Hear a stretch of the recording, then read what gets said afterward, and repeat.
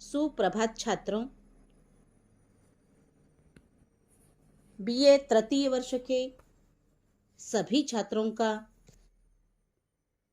कैलाशवासी रमेश वरपुड़कर महाविद्यालय सोनपेट के हिंदी विभाग में सहर्ष स्वागत है।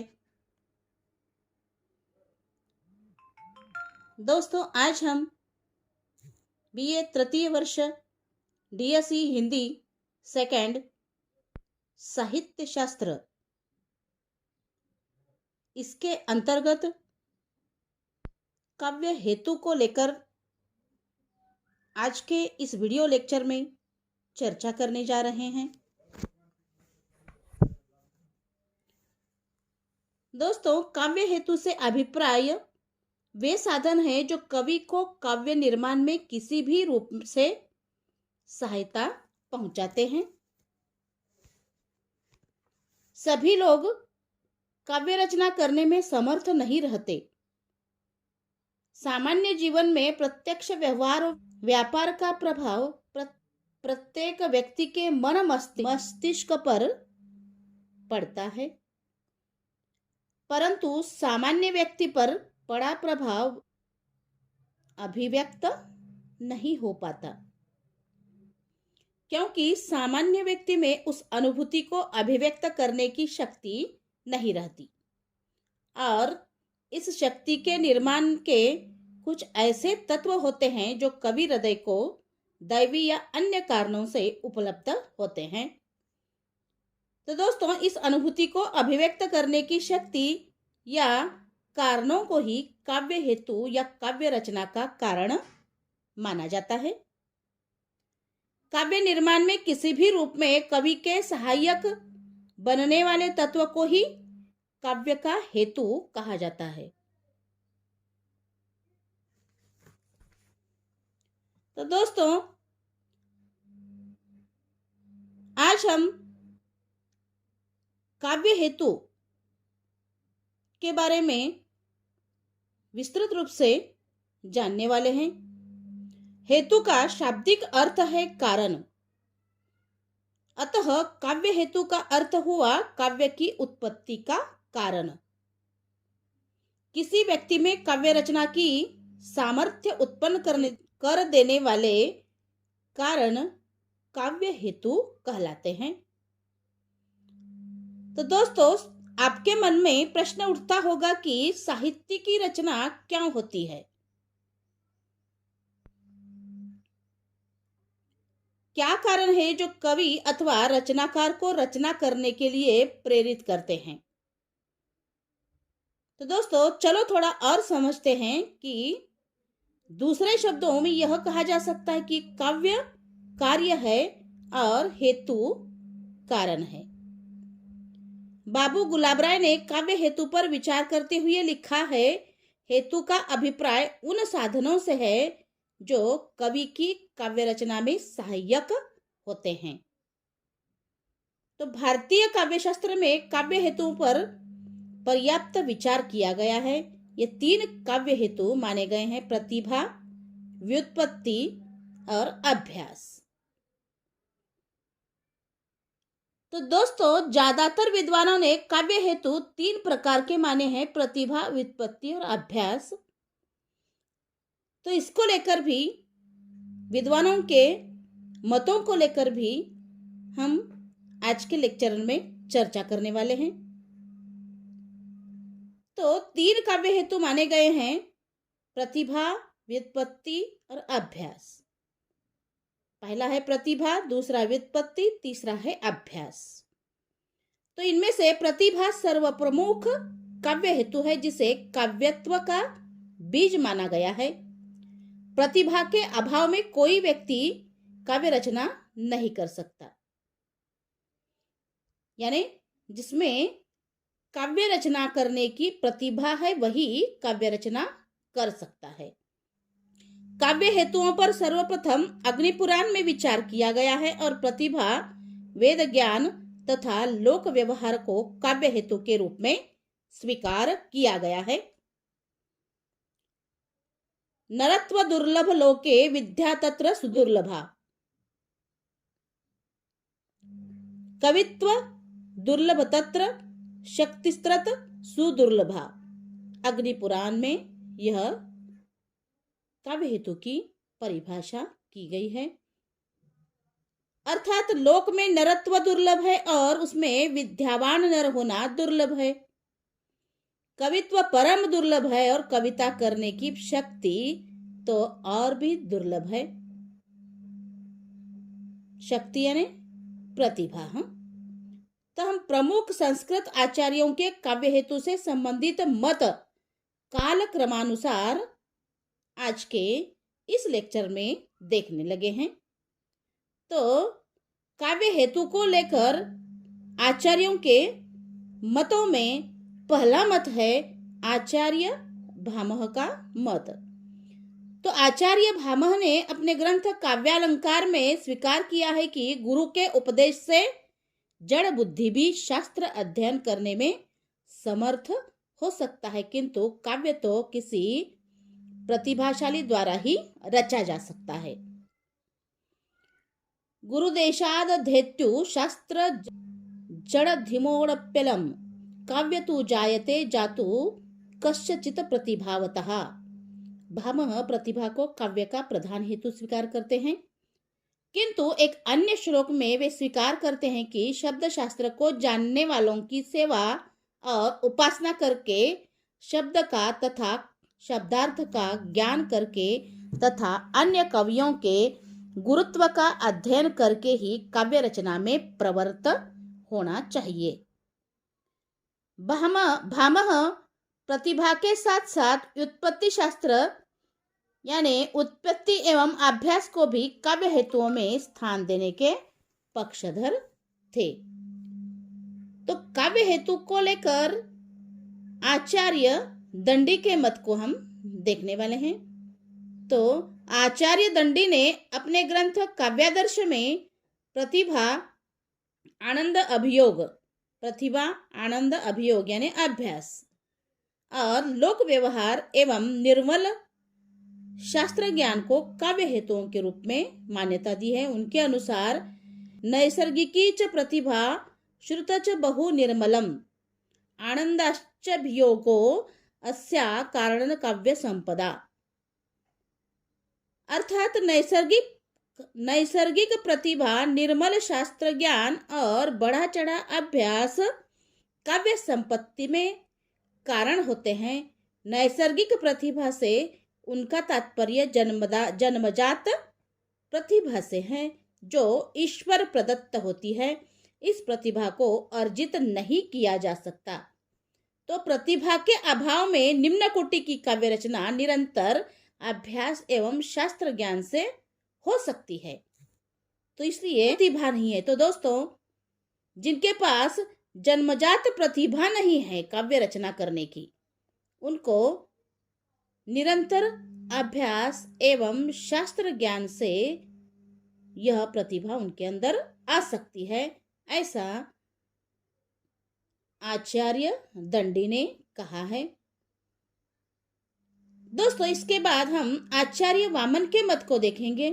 आचार्य वामन ने अपने ग्रंथ काव्यालंकार सूत्रवृत्ति में प्रतिभा को जन्मजात गुण मानते हुए इसे प्रमुख काव्य हेतु स्वीकार किया है।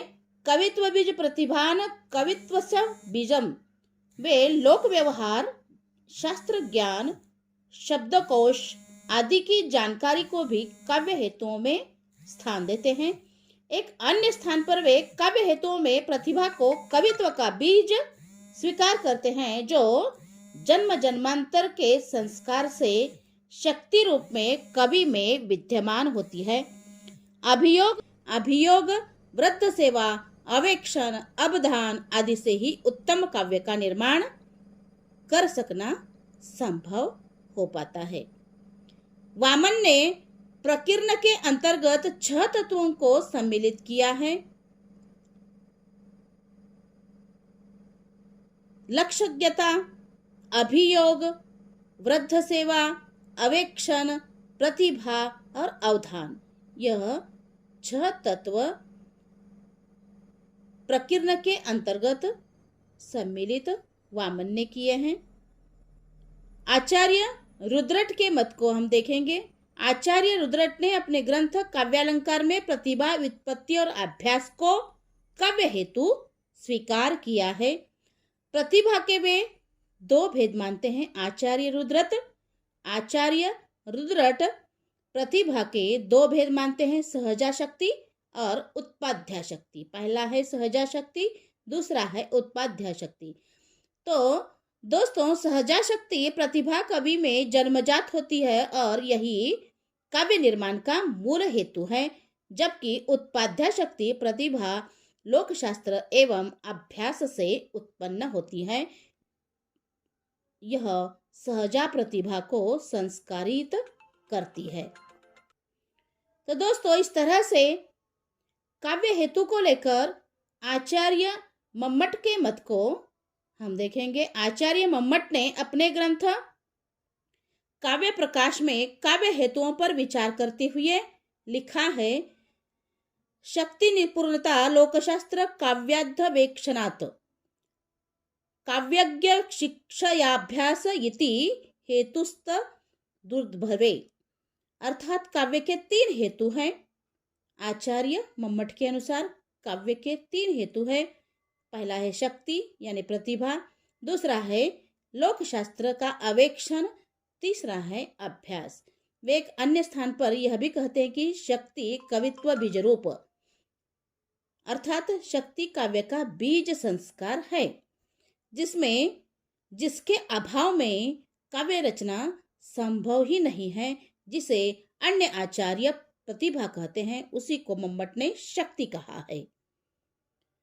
तो दोस्तों, इस तरह से काव्य के हेतु को लेकर केशव मिश्र के मत को देखेंगे हम।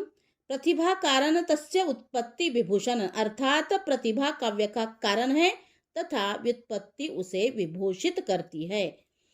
आचार्य हेमचंद्र ने अपने ग्रंथ शब्दानुशासन में लिखा है, प्रतिभास्य हेतु प्रतिभा नवनवोन्मेषशालिनी प्रज्ञा, अर्थात प्रतिभा काव्य का हेतु है तथा नवनवोन्मेषशालिनी प्रज्ञा को प्रतिभा कहते हैं।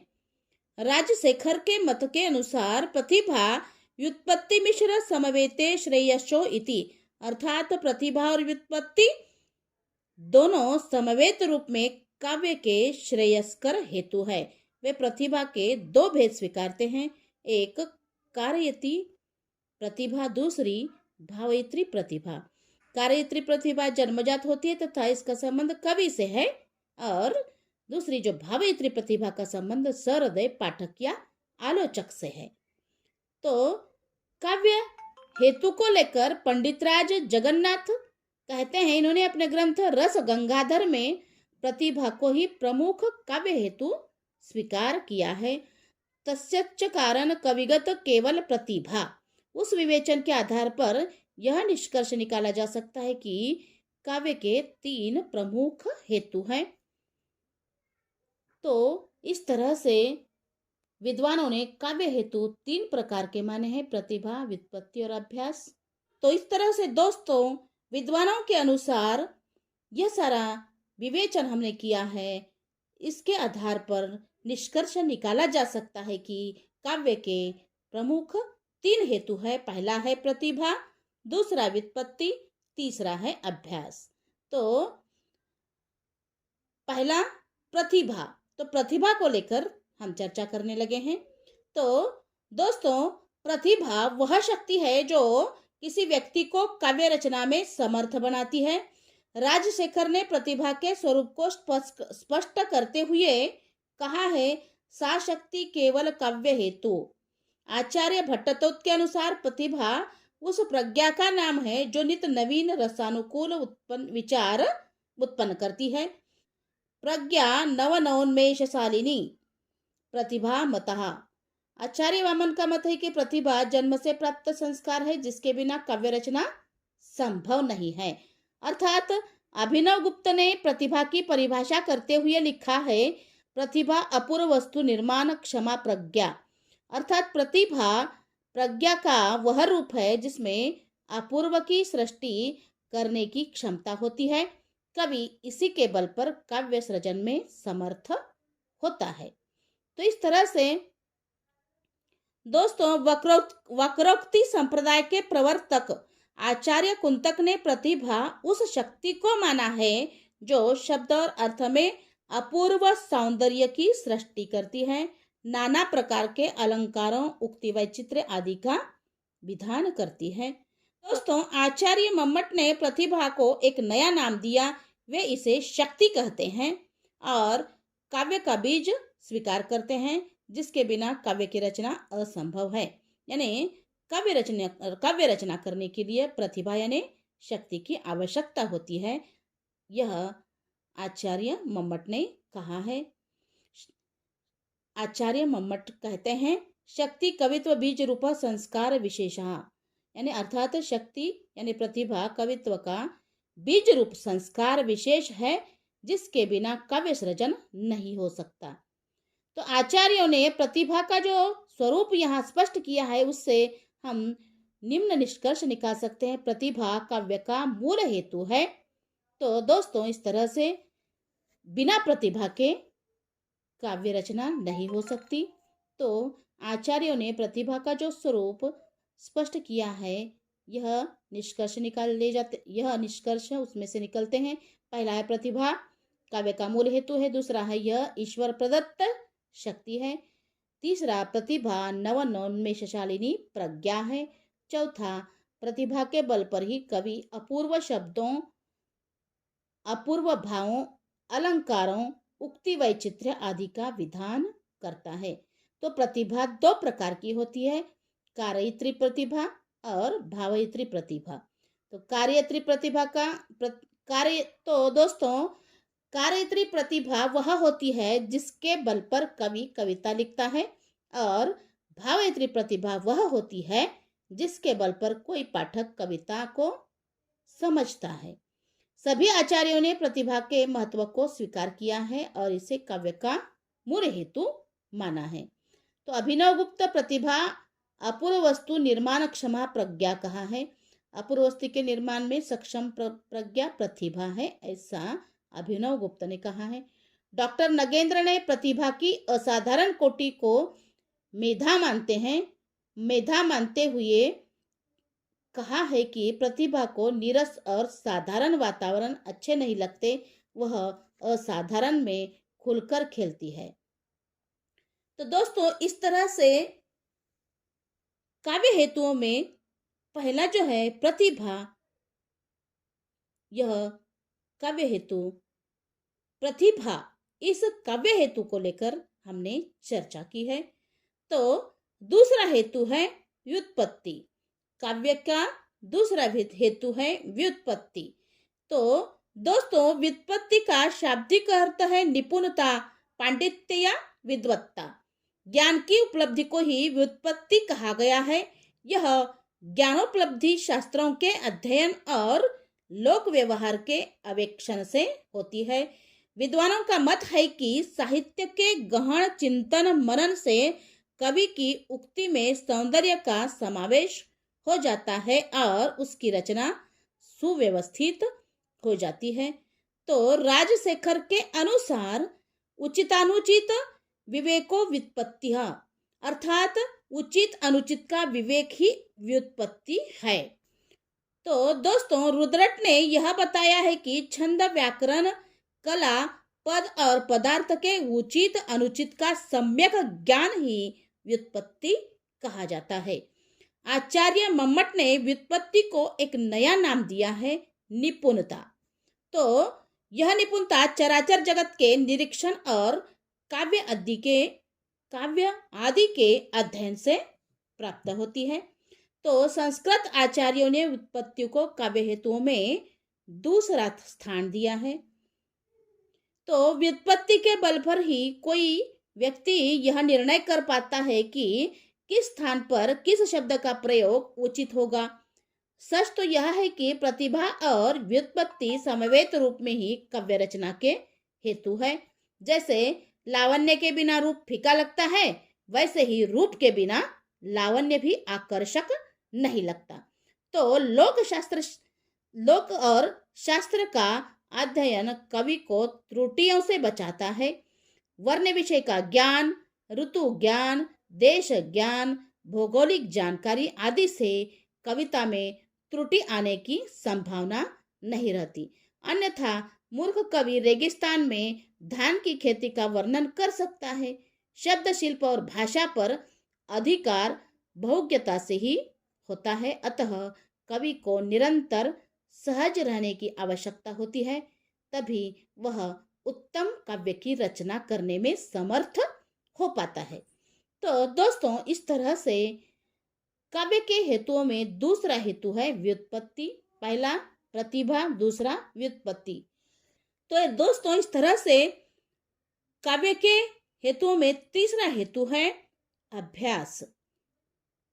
तो काव्य निर्माण का तीसरा हेतु अभ्यास है।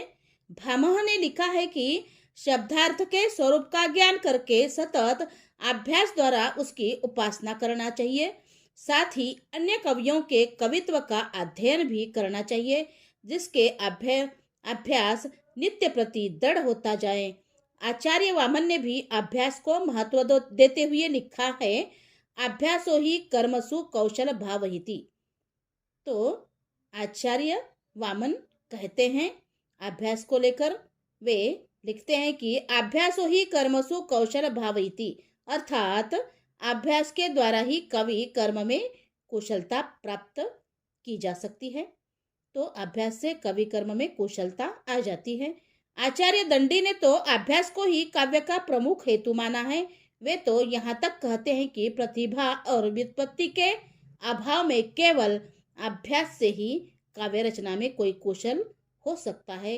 सरस्वती की साधना से और शास्त्रों के श्रवण से कोई भी व्यक्ति सफल कवि बन सकता है। दंडी की यह धारणा अन्य आचार्यों ने स्वीकार नहीं की। प्रतिभा के अभाव में काव्य रचना संभव ही नहीं है, फिर कोरा अभ्यास व्यक्ति को कैसे कवि बना सकता है। किंतु अभ्यास के महत्व को नकारा नहीं जा सकता। प्रारंभ में प्रतिभा संपन्न कवि भी अच्छी कविता नहीं लिख पाते। निरंतर अभ्यास से ही उनकी कविता निखरते रहती है। यह आचार्यों ने या विद्वानों ने कहा है। जो कवि कीर्ति चाहते हैं उन्हें आलस्य को त्याग कर सरस्वती की उपासना करनी चाहिए और निरंतर कवि कर्म का अभ्यास करते रहना चाहिए। तो दोस्तों, तो इस तरह से अभ्यास के महत्व को निम्न शब्दों में स्वीकार किया गया है। करत करत अभ्यास के जड़मति होत सुजान, रसरी आवत जात ते सिल पर परत निशान। तो उपयुक्त विवेचन के आधार पर हम कह सकते हैं कि प्रतिभा, व्युत्पत्ति और अभ्यास ही प्रमुख काव्य हेतु है, किंतु प्रतिभा सर्व प्रमुख है, जिसे व्युत्पत्ति और अभ्यास से निरंतर निखारा जा सकता है। वस्तुतः ये तीनों समन्वित रूप से ही काव्य के हेतु है, जिन्हें अलग अलग नहीं किया जा सकता। जिस प्रकार पानी को बार बार छानने से वह निर्दोष हो जाता है और बर्तन को बार बार मांजने से वह चमक उठता है, उसी प्रकार व्युत्पत्ति और अभ्यास से प्रतिभा को निर्दोष और आकर्षक बनाया जा सकता है। तो राजशेखर ने इसे स्पष्टतः परिभाषित किया है कि निरंतर प्रयास करते रहना ही अभ्यास है। तो इस तरह से काव्य के हेतु को लेकर आज के इस वीडियो लेक्चर में हमने चर्चा की है। धन्यवाद।